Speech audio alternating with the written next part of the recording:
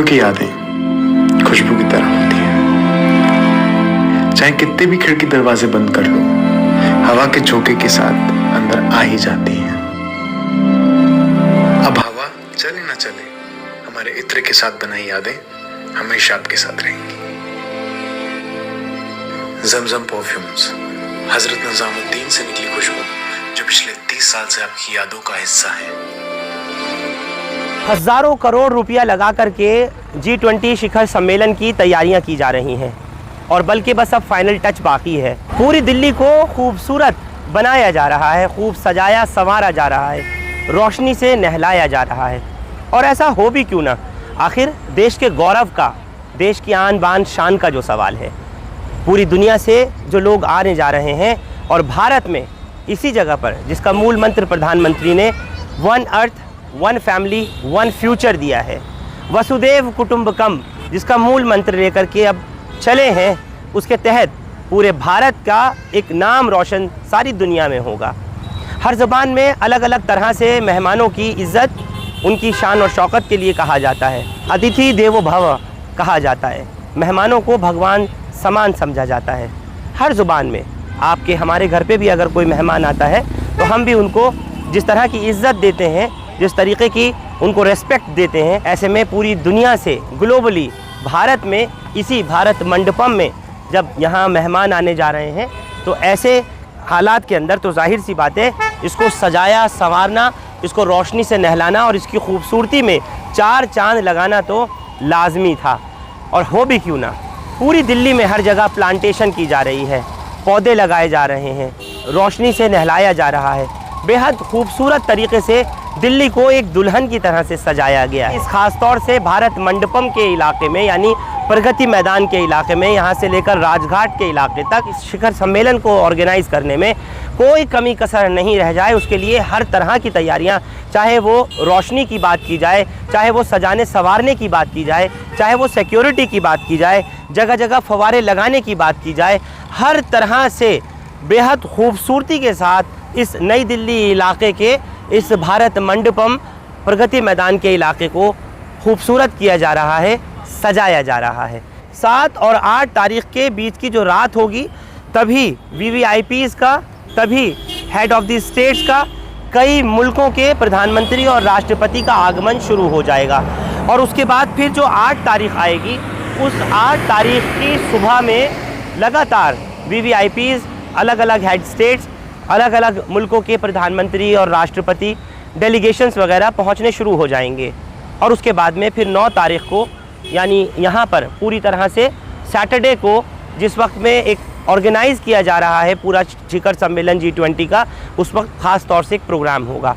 बाद में यहीं से इसी रास्ते से जो आप देख रहे हैं, जो ITO की तरफ ये जाने वाला रास्ता है, इसी सड़क के रास्ते बापू की समाधि की तरफ यानी राजघाट की तरफ में, यहाँ से जब VVIP डेलीगेशंस, कारकेड्स और कैवलकेड्स यहाँ से गुजरेंगे, आइए चलिए मेरे साथ रामचरण अग्रवाल चौक यानी ITO और दिल्ली गेट की आपको वो खूबसूरती, वो तस्वीरें दिखाना चाहता हूँ जहाँ पर तरह तरह के फव्वारे, रंग बिरंगी लाइट्स वगैरह सब लगाई गई हैं। चलिए मेरे साथ। भारत मंडपम से यानी प्रगति मैदान से इधर जो आने वाला रास्ता है ये आप देख रहे हैं तिलक मार्ग की तरफ से, और यहाँ से अगर राइट हो जाएंगे तो सीधे बापू की समाधि की तरफ यानी राजघाट पहुँचा जा सकता है।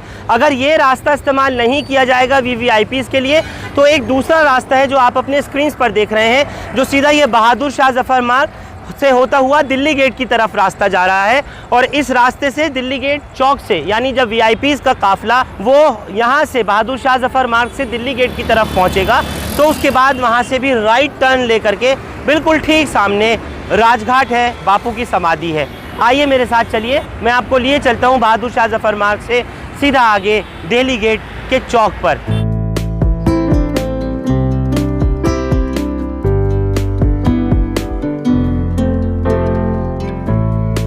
और यहीं ITO से जब हम आते हैं तो सीधे हाथ पर अभी हाल ही में इसको रेनोवेट किया गया है।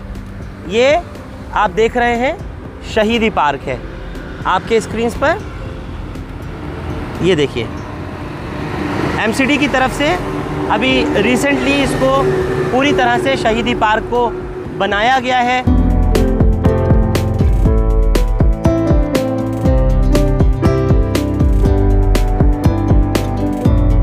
मौलाना आज़ाद मेडिकल कॉलेज के साथ में जो आप देख रहे हैं ये खूनी दरवाज़ा कहलाता है, ये खूनी दरवाज़ा। और इस तरह से तमाम प्लांटेशन यानी ये छोटे छोटे सैपलिंग्स पौधे ऐसे लगाए गए हैं रोड के दोनों ही साइड्स पर। खूबसूरत सड़कें जो दिखाई दे रही हैं इनको वाकई निखारा गया है। ये आप देखें राजघाट की तरफ से ये दिल्ली गेट का चौराहा आ गया, सीधे हाथ पे राजघाट की तरफ जाने वाला रास्ता है और ये मेन चौक दिल्ली गेट आ गया, जहाँ से मैं आपको दिखाता हूँ किस तरह की जो खूबसूरती है, किस तरह के यहाँ फव्वारे वगैरह लगाए गए हैं। कोणार्क सन टेम्पल का ये जो सूर्य चक्र आप देख रहे हैं दिल्ली गेट पे बिल्कुल सामने की तरफ लगाया गया है। यानी अगर इस तरफ से अगर तमाम डेलीगेट्स वगैरह ये सामने की तरफ से आते हैं, ITO की साइड से आते हैं, तो सबसे पहले अगर किसी चीज़ का सामना होगा तो वो सामना इस कोणार्क सन टेम्पल यानी जो सूर्य चक्र है उससे होगा। बेहद खूबसूरत यहाँ पर भी लाइटों से इसको सजाया गया है और दोनों तरफ जो पोल्स आप देख रहे हैं उसमें तिरंगा रंग की लाइट्स लगाई गई हैं। गांधी जी की यहाँ पर एक मूर्ति का चक्र के साथ में जो चरखा होता है उसके साथ में यहाँ इसको लाइटिंग वगैरह अभी लगाई जा रही है, डेकोरेट किया जा रहा है ताकि जिस वक्त में तमाम VVIPs आएँ, डेलीगेट्स वगैरह आएँ, उनकी नज़र इस सब पर पड़े। दिल्ली गेट पर यह खूबसूरती और इस तरह की चकाचौंध रोशनी इससे पहले नहीं देखी गई है। कई समिट हुई, कई गेम्स हुए, कई शिखर सम्मेलन पहले भी हुए, लेकिन इस तरह की खूबसूरती पहले नहीं देखी गई। भारत मंडपम यानी कि प्रगति मैदान से लेकर के ITO, रामचरण अग्रवाल चौक, बहादुर शाह जफर मार्ग से लेकर के G20 समिट की इन तमाम खूबसूरत पहलुओं को आपने देखा और अब तक आप देखते आए। वहाँ से लेकर के फिर यहाँ दिल्ली गेट चौक तक और दिल्ली गेट से अब जो सीधे हाथ की तरफ मुड़ रहा है रास्ता राजघाट की तरफ जाने के लिए आपको वहाँ ले चलता हूँ, जहाँ पर दुनिया के 20 से ज़्यादा देशों के जो राष्ट्रपति, प्रधानमंत्री पहुँच रहे हैं। वो क्या खूबसूरती देखने आ रहे हैं बापू की समाधि पर, कैसे उसको सजाया गया है। एक बार आप वहाँ चलिए। और बापू की समाधि राजघाट पर इस वक्त हम लोग मौजूद हैं, जहाँ पर तमाम VVIP डेलीगेशन पहुँचेंगे, जहाँ हमारे मेहमान आने जा रहे हैं और इसको भी खूबसूरत रोशनी से नहलाया गया है। सब तरफ ऐसे ही फाउंटेन्स वगैरह लगाए गए हैं। ये गांधी दर्शन, कल ही इसका भारत की राष्ट्रपति द्रौपदी मुर्मू ने यहाँ आकर इसका जो गांधी दर्शन म्यूज़ियम है उसका उद्घाटन किया है। ये जो आप गांधी दर्शन देख रहे हैं ना, ऐसे ही ये पेड़ों के ऊपर लाइट्स लगाई गई हैं। बेहद खूबसूरत और बड़ी दिलकश ये तस्वीर दिखाई दे रही है। और इसी तरीके से आप देखें तो नीचे फाउंटेन्स, ये पेड़, ये तमाम इधर फुवारे वगैरह लगाए गए हैं। यानी जो VVIPs हैं, जो यहाँ हमारे मेहमान आने जा रहे हैं, उनका आखिरी पड़ाव राजघाट पर है और उसके बाद फिर वापस वो गाला डिनर के लिए चले जाएंगे और फिर वापस होटल्स में और होटल से फिर वापस अपनी अपनी फ़्लाइट्स लेकर अपने अपने देशों को निकल जाएंगे। चमकती दमकती दिल्ली की तस्वीरें देखने के बाद, रोशनी से नहलाई हुई दिल्ली को देखने के बाद, आइए मैं आपको लिए चलता हूँ एक ऐसे इलाके में जो इसी राजघाट से लगभग 700-800 मीटर की ही दूरी पर है। और वहाँ पर किस तरह से मीना बाज़ार का इलाका, जामा मस्जिद और लाल किले को जोड़ने वाला वो इलाका, साथ ही नीचे उर्दू बाज़ार वगैरह, वो कैसे नज़रअंदाजी का शिकार किया गया है, उसको कैसे नेगलेक्ट किया गया है। एक बार चलिए मेरे साथ और देखिए वो तस्वीर भी। क्या ये कोई साजिश का हिस्सा था जो G20 समिट के दौरान जब दिल्ली को चमकाने की, सजाने की, संवारने की बात, रोशनी से नहलाने की बात की गई और जगह जगह खूबसूरत लाइटों के साथ सजाया गया, तो क्यों फिर जामा मस्जिद के इस इलाके को नज़रअंदाज किया गया। आपको देखकर एहसास होगा कि किस तरह से जानबूझ करके उस इलाके को, जामा मस्जिद के उस एरिए को, मीना बाज़ार को नेगलेक्ट किया गया है, नज़रअंदाज किया गया है। आइए चलिए मेरे साथ। अब ये तमाम खूबसूरत तस्वीरें देखने के बाद देखिए जामा मस्जिद इलाके के मीना बाज़ार की एक बदनुमा तस्वीर इसी G20 के दौरान। तो देखी ना आपने पूरी सजी हुई, संवरी हुई दिल्ली। और अब मैं आपको दिखाता हूँ निगलेक्टेड इलाका, वो इलाका जो शाहजहाँ की विरासत में से, शाहजहानाबाद, पुरानी दिल्ली का वही जामा मस्जिद इलाका। और ये गेट नंबर 2 मीना बाज़ार की वो तस्वीर जहाँ से आप नीचे की तरफ तक देख रहे हैं। लोगों का हुजूम और भीड़, लेकिन साथ ही साथ गंदगी का बेहद अंबार, इतना कि बताया नहीं जा सकता। महज 3.5 किलोमीटर के रेडियस में G20 समिट हो रहा है और उसी 3.5 किलोमीटर के इलाके के अंदर यानी प्रगति मैदान से राजघाट से लेकर यहाँ तक, और इस मीना बाज़ार की क्या हालत है। आइए कुछ तस्वीरें, कुछ आपको ऐसी चीज़ों से भी रूबरू कराने की कोशिश करता हूँ जिसको देख कर के आपको लगेगा हकीकत में कि इसको निगलेक्ट किया गया है। ये गेट नंबर 2 है जिसको आप देख रहे हैं और ये उसके सामने ही सीढ़ियाँ हैं जो कि नीचे मीना बाज़ार की तरफ को जाती हैं। इधर दाईं तरफ जो देख रहे हैं उर्दू पार्क है और ये नहर पटरी कहलाता है। इधर ही देश के पहले शिक्षा मंत्री मौलाना अबुल कलाम आज़ाद भारत के पहले एजुकेशन मिनिस्टर का यहीं पर ही मज़ार है, जिसको आप देख रहे हैं। यहीं आराम फरमा रहे हैं इसी मीना बाज़ार में, जिस जगह की आप तस्वीर देख रहे हैं, और उसकी हालत और उसकी गंदगी का आप अंदाज़ा कीजिए ज़रा। ये उर्दू पार्क है। उर्दू पार्क के अंदर आप देखिए ज़रा किस कदर के हालात ख़राब किए हुए हैं। कोई देख रेख नहीं, कोई कुछ नहीं। लेकिन हम G20 इस वक्त शिखर सम्मेलन आयोजन जिसका करने जा रहे हैं, ज़रा हालत देखिए। कौन ये कह सकता है कि शाहजहाँ के अजीम शान और नायाब तोहफ़ों में से एक भारत का एक वो असासा जामा मस्जिद, जहाँ जिसको आप देख रहे हैं, वो पूरी तरीके से नज़रअंदाज किया गया इलाका है, जिस जगह पर इस कदर गंदगी, इतनी बदबू, इतनी ताफून, सब यहाँ पर। ये उर्दू पार्क आप देख रहे हैं और सामने ही ये जामा मस्जिद के मीनार, गुंबद और ये सब कुछ आप बखूबी तस्वीरों से अंदाज़ा लगा सकते हैं किस तरीके की यहाँ की स्थिति और कैसी हालत है। लेकिन मैं कह रहा हूँ ना, G20 हम मनाने जा रहे हैं। बाज़ार की तरफ अगर देखें तो ये उर्दू बाज़ार में तो बाकायदा लाइटें लगा करके पूरे बाज़ार को चमकाया गया है, लेकिन अंदर अगर देखें तो इस तरीके की हालत है, इस कदर की गंदगी है, कोई साफ़ सफाई का इंतज़ाम नहीं होता। और यही वजह है, यही एक सबसे बड़ी वजह है कि G20 शिखर सम्मेलन जो अब होने में महज 2 दिन बाकी रह गए हैं, वहाँ के हालात इस इलाके के बिल्कुल लाल किले से, ये देखें सामने लाल किले से लेकर के जामा मस्जिद को जोड़ने वाली यही सड़क है जो कि मीना बाज़ार कहलाती है। और जिस वक्त में बादशाह का दौर था, शाहजहाँ का दौर था, उस दौर में इसी रास्ते से लाल किले से लेकर के जामा मस्जिद तक यहीं से आया जाता था। तमाम उस वक्त की फ़ौज और पूरा अमला इसी तरफ से, इसी मीना बाज़ार की नहर पटरी से होकर आता था, बादशाह जब नमाज़ पढ़ने आते थे। लेकिन आज हर तरफ देखिए तो महज गंदगी का ही अंबार है, हर तरफ इसी तरीके का आलम है। पूरी तरह से मैं कह सकता हूँ कि इसको नेगलेक्ट किया जा रहा है।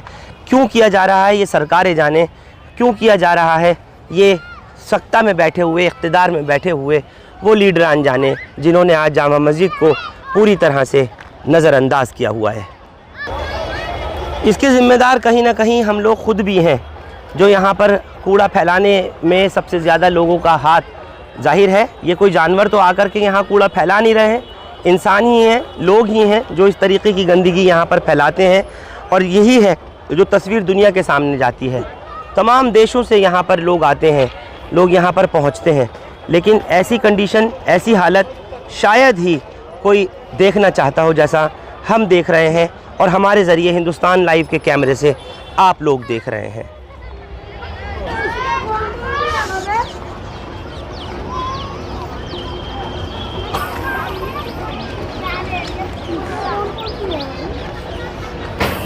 यहाँ लिखा हुआ है ये पार्क बच्चों के खेलने के लिए आरक्षित है।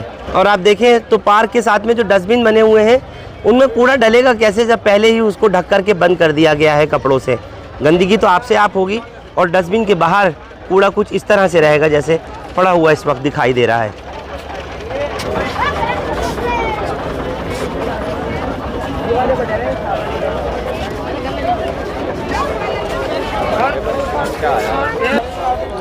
यही मीना बाज़ार में मौलाना अबुल कलाम आज़ाद के मज़ार के साथ में ये जनरल शाहनवाज़ का मज़ार है, ये आप देख रहे हैं ना। लेकिन कहीं कोई आपको सफाई सुथराई नज़र नहीं आएगी। बड़े बड़े MCD ने बोर्ड्स तो लगा रखे हैं, क्योंकि म्यूनिसिपल कॉरपोरेशन दिल्ली इस वक्त आम आदमी पार्टी की सरकार इक़्तिदार में है और जाहिर है जब उनका यहाँ पर पूरी तरीके से वर्चस्व है तो कोई भी सफाई सिर्फ बोर्ड्स के अलावा और कुछ नज़र नहीं आता। मैंने कहा ना कि देश के पहले एजुकेशन मिनिस्टर मौलाना अबुल कलाम आज़ाद यहाँ मदफून है, यहाँ आराम फरमा रहे हैं। जनरल शाहनवाज़ हमें यहाँ पर उनका मज़ार यहाँ दिखाई पड़ रहा है। और इधर की तरफ अगर हम देखें तो ये हौज़ कहलाता है, नहर पटरी के साथ में बना हुआ ये हौज़ कहलाता है। दुनिया भर के तमाम नशेड़ी, गंजेड़ी, नशाखोर सब यहाँ पर आपको दिखाई पड़ जाएंगे। इस तरह के कूड़ा बीनने वाले लोग ये दिखाई दे जाएंगे। कोई किसी तरीके का मैकेनिज़्म सेट नहीं है। और हालत आप देखिए तो इस पूरे के पूरे हौज़ इलाके की, मतलब जामा मस्जिद मीना बाज़ार के ये हौज़ की ये तस्वीर देखिए ज़रा। पार्किंग तो जाहिर है चल ही रही है, लेकिन ये तस्वीर देखिए, इस गंदगी का क्या किया जाए? हम कह रहे हैं ना कि G20 की 20-30 मुल्क यहाँ भारत में आने जा रहे हैं, हम उसकी यहाँ पर मेज़बानी करने जा रहे हैं, लेकिन आप हालत देखकर अंदाज़ा कर सकते हैं। एक तरफ तो हम चमकती हुई दिल्ली दिखा रहे हैं, नई दिल्ली का इलाका प्रगति मैदान दिखा रहे हैं, और दूसरी तरफ हम भारत के इसी दिल्ली शहर की, शाहजहाँ की इस विरासत की, इस इलाके की ये तस्वीर दिखा रहे हैं।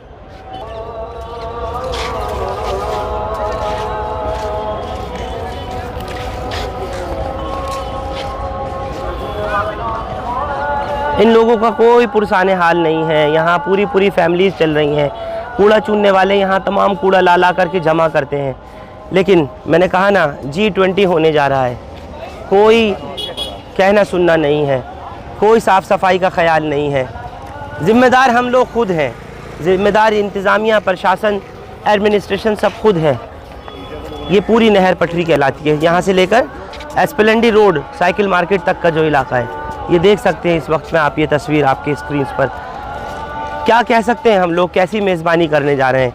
आखिर क्यों हमने इस इलाके को नेगलेक्ट किया है, क्यों नज़रअंदाज किया है, क्यों नहीं हमने इस मीना बाज़ार को चमकाया, लाल किला और जामा मस्जिद को जोड़ने वाली सड़क को क्यों नहीं हमने साफ़ सुथरा किया, इस इलाके को क्यों हमने नहीं उसी तरह से दुल्हन बनाया जैसे कि हमने नई दिल्ली का इलाका, प्रगति मैदान का इलाका, तमाम 5 सितारा होटलों वाला इलाके को हमने चमकाया है। देखिए तो सही ज़रा, गंदगी का अंबार लगा पड़ा है, बदबू ताफून यहाँ बेतहाशा है। देखिए ज़रा। Delhi urban improvement shelter board यानी ड्यूसिप का यहाँ पर एक रैन बसेरा चलता है। ऐसी ऐतिहासिक जगह में आप देखिए, तमाम यहाँ पर कपड़े फैलाए जा रहे हैं, कपड़े सुखाए जा रहे हैं, क्योंकि लोग जो यहाँ पर हैं वो मजबूर हैं, जाएं कहाँ, और ये उनका रहने का इंतज़ाम है। इस तरीके की सिचुएशन है। देखिए ज़रा, कभी किसी दौर में इस नहर पटरी में यहाँ पानी चला करता था। आप सोचिए क्या खूबसूरत दौर होता होगा कि जामा मस्जिद की जो हम सामने ये मीनार और गुंबद देख रहे हैं, वहाँ पर बादशाह का जब वक्त था तो उस वक्त में यहाँ इसी नहर पटरी में होकर के पानी बहा करता था, और ख़ूबसूरत उस वक्त वो चांद की रोशनी होती थी जिस टाइम में यहाँ पर पानी यहाँ से गुज़रता हुआ जाता था, और इन्हीं सीढ़ियों से, इन्हीं पटरियों से सामने जो हौज़ मैंने आपको दिखाया, पानी वहाँ पर इकट्ठा और जमा होता था। देशों से आने वाले मेहमानों के लिए पूरे शहर को, दिल्ली शहर को फुहारों में तब्दील कर दिया गया, यानी फुहारों का शहर बना दिया गया। अफसोस ये होता है देख करके कि जहाँ कभी फुहारे चलते थे, आज उसको पूरी तरह से उजड़ा चमन बना दिया। वहाँ के तमाम फुहारे उजड़ा, कोई रख रखाव नहीं है, कोई मेंटेनेंस नहीं है, ना MCD कुछ कर पाती है, ना DDA कुछ कर पाती है। दिल्ली सरकार, एडमिनिस्ट्रेशन सब पूरी तरीके से इसको नेगलेक्ट किए हुए हैं, नज़रअंदाज किए हुए हैं। सवालिया निशान है कि आखिर क्यों क्यों और क्यों।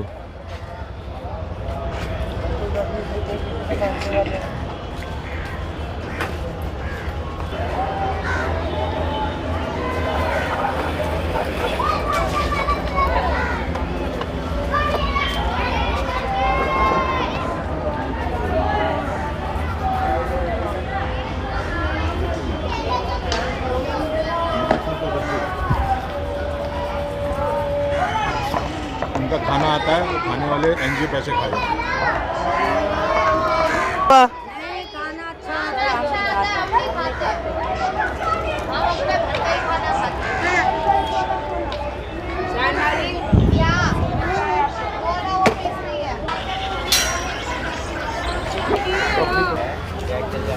है? लोगों के आने जाने का जो रास्ता है, ये मीना बाज़ार से एस्प्लेंडी रोड साइकिल मार्केट की तरफ जाने वाला रास्ता, इसकी सीढ़ियों की हालत देखिए, पूरी तरीके से टूट चुकी हैं, पूरी डिलैपिडेटेड कंडीशन में है, सब ख़त्म हो चुकी हैं। जिस रोड को चलने का रास्ता देखिए ज़रा, उसकी क्या हालत है। अगर यहाँ भी तवज्जो दे दी जाती, इधर भी ध्यान दे दिया जाता, तो मीना बाज़ार ऐसा नहीं होता जैसा मीना बाज़ार कभी हुआ करता था। इसकी चकाचौंध रोशनी ऐसी होती थी, एक दौर में मीना बाज़ार में इतनी साफ़ सफाई होती थी कि अगर हम आज से 20-30 साल पहले, 40 साल पहले की तस्वीरों पर नज़र डालें तो मीना बाज़ार की एक ऐसी खूबसूरती उस वक्त की चांदनी बिखेरता था ये बाज़ार कि जो देखते ही बनती थी। लेकिन आज आप देख ही रहे हैं हालत किस तरह की है।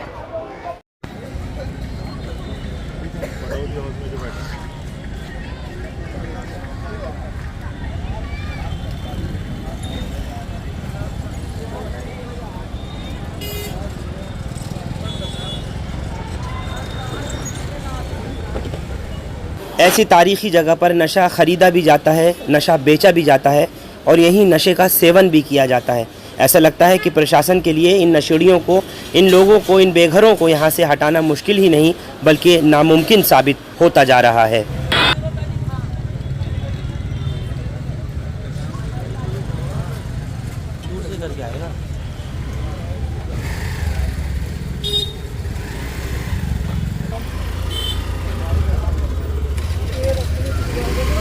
कितने ही लोग इन सीढ़ियों से होकर के गुजरते होंगे, महिलाएं, बुजुर्ग, बच्चे, बीमार सब आते जाते होंगे, लेकिन ये दमची हैं, ये नशेड़ी हैं, खुले में बैठ करके खुलेआम इन सीढ़ियों पर नशा कर रहे हैं। ये पुलिस को दिखाई नहीं दे रहा। पुलिस को दिखता ज़रूर है। हाँ, रात को 11 बजे के वक्त ढूँ ढूँ टाँव टाँव करते हुए जामा मस्जिद के इलाके में एक भीड़ नज़र आती है पुलिस के जवानों की, गाड़ियाँ दिखाई देती हैं, फ्लैग मार्च किए जाते हैं। ये लोग नज़र नहीं आते जिन्होंने यहाँ इतना गंद फैलाया हुआ है। G20 हम शिखर सम्मेलन आयोजन करने जा रहे हैं। साल 1982 में जिस वक्त के भारत की प्रधानमंत्री स्वर्गीय इंदिरा गांधी थीं, उस वक्त एशियन गेम्स का आयोजन हुआ था दिल्ली में। कई मुल्कों ने उसमें पार्टिसिपेट किया था। उस वक्त भी जामा मस्जिद का मीना बाज़ार इलाका नेगलेक्ट किया गया। उसके बाद 2010 में जब दिल्ली में कांग्रेस की शीला दीक्षित सरकार थी, तो फिर कॉमनवेल्थ गेम्स हुए थे। उस वक्त में भी इसको नेगलेक्ट किया गया। आज प्रधानमंत्री नरेंद्र मोदी, भाजपा की सरकार है भारत में, और दिल्ली में आम आदमी पार्टी की सरकार है और MCD में भी आम आदमी पार्टी का इक़्तिदार है, जो कि आप समझ सकते हैं अभी भी कि जब हम भारत मंडपम के अंदर यहाँ G20 का आयोजन करने जा रहे हैं, तब भी कुछ भी इस इलाके के लिए, ख़ास तौर से इस जामा मस्जिद के मीना बाज़ार के लिए, इस नहर पटरी पूरा एरिया के लिए, क्योंकि ये इतना महत्वपूर्ण जगह है जो लाल किले को जामा मस्जिद से आपस में जोड़ती है। ये वही जगह है, इसका कुछ नहीं किया गया। कोई रख रखाव, किसी तरीके की देखभाल, किसी तरीके का सौंदर्यीकरण, कोई ब्यूटिफिकेशन नहीं की गई।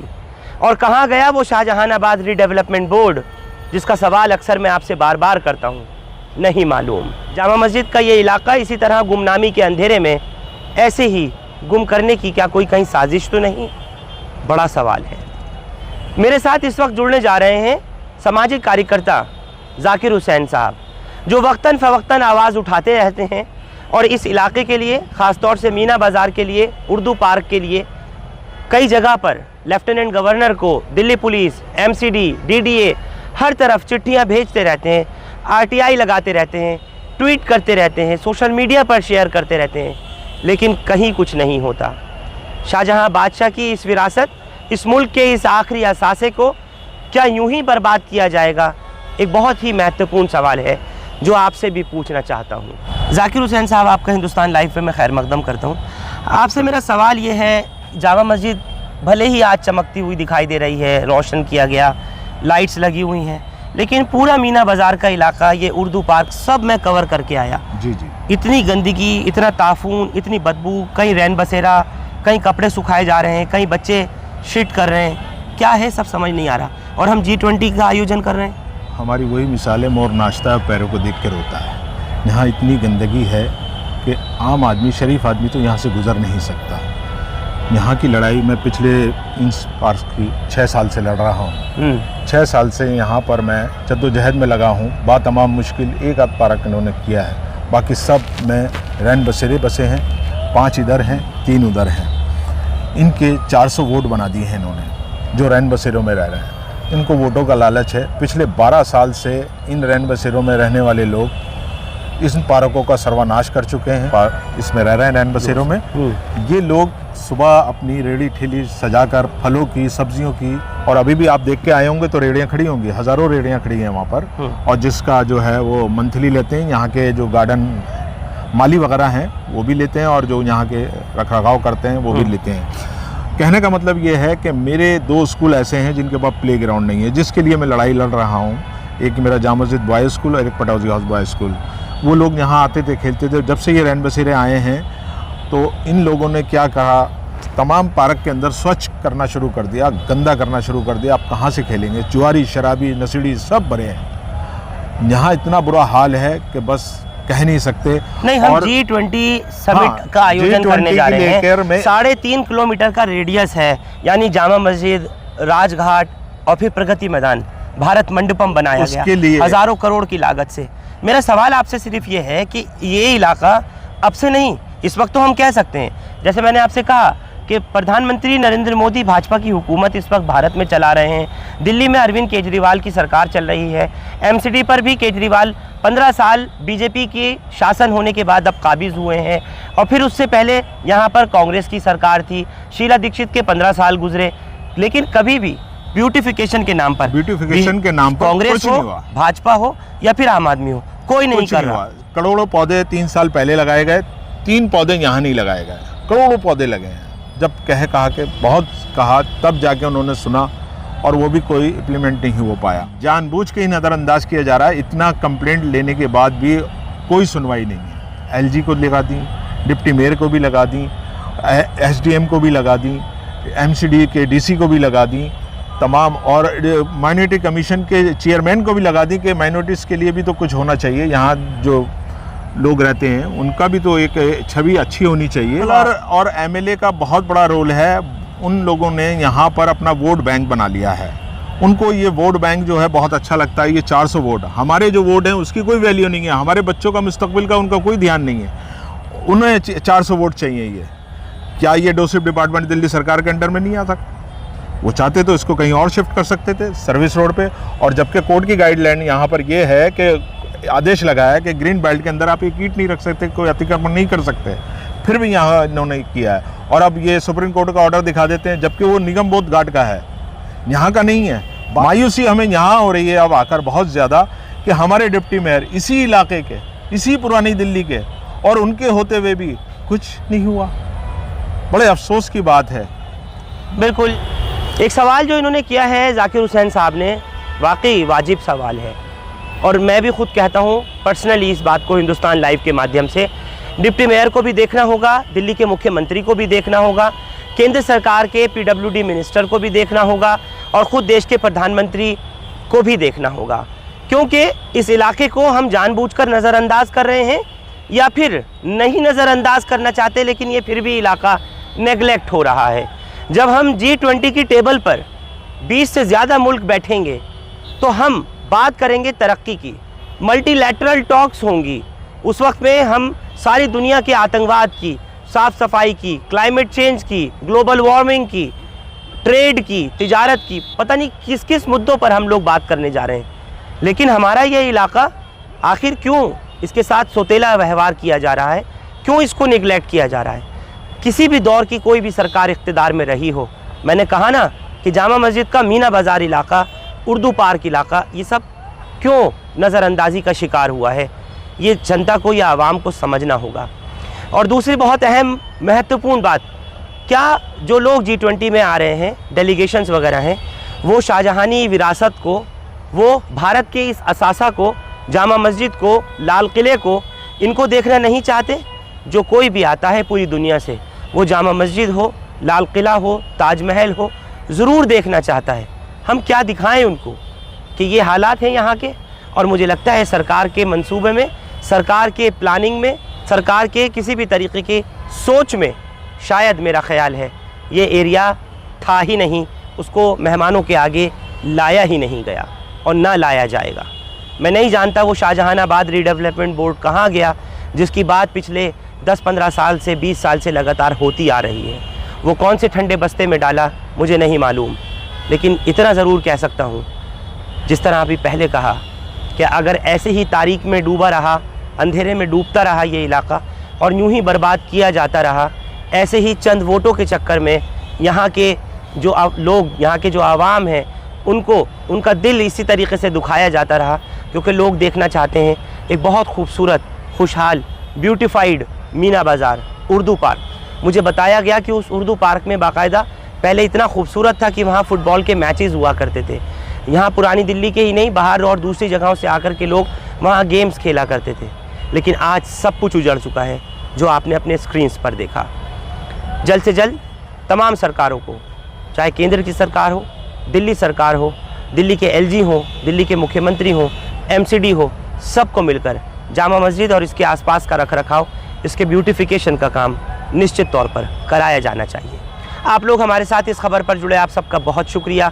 हिंदुस्तान लाइव फरहान याहिया यूट्यूब पर सब्सक्राइब कर सकते हैं और क्लिक कर सकते हैं बेल आइकन हमारी खबर की पहली नोटिफिकेशन के लिए। फेसबुक पर हमारा page Hindustan live Farhan Yahiya follow और लाइक कर सकते हैं। बहुत बहुत शुक्रिया साथ जुड़ने के लिए। Thank you for now.